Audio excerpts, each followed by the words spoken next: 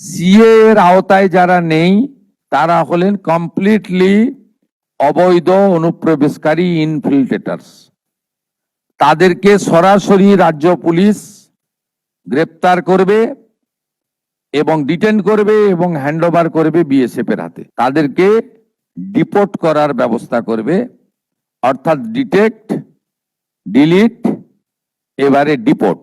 ভারত সরকারের পক্ষ থেকে 14/5/2025 যারা অবৈধ বাংলাদেশি অনুপ্রবেশকারী তাদেরকে সরাসরি বিএসএফ এর হাতে হ্যান্ডওভার করার জন্য একটি নির্দেশিকা এবং তার সঙ্গে একটি আপনার অবৈধ অনুপ্রবেশকারীদেরকে হ্যান্ডওভারের আইন ভারত সরকারের পক্ষে under secretary government of India Pratap Singh Rawat পাঠিয়েছিলেন। ডেটটা আবার বলি, 14/5/2025, অর্থাৎ কার্যত 1 বছরেরও বেশি আগে।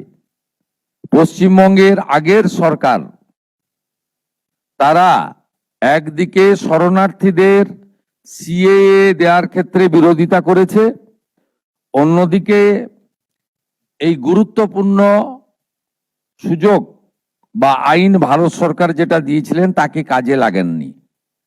আজ থেকে আমরা এই আইন কার্যকর করলাম।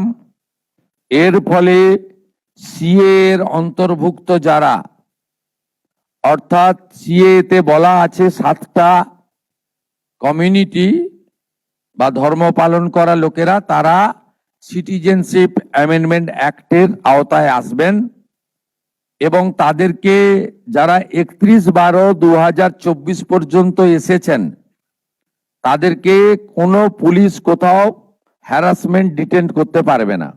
সিএ এর আওতায় যারা নেই তারা হলেন কমপ্লিটলি অবৈধ অনুপ্রবেশকারী ইনফিল্ট্রেটার্স। তাদেরকে সরাসরি রাজ্য পুলিশ গ্রেপ্তার করবে এবং ডিটেন করবে এবং হ্যান্ডওভার করবে বিএসএফ এর হাতে।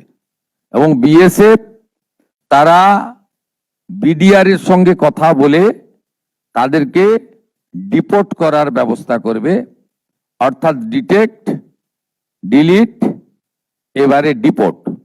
এই আইন আজ থেকে কার্যকর হলো।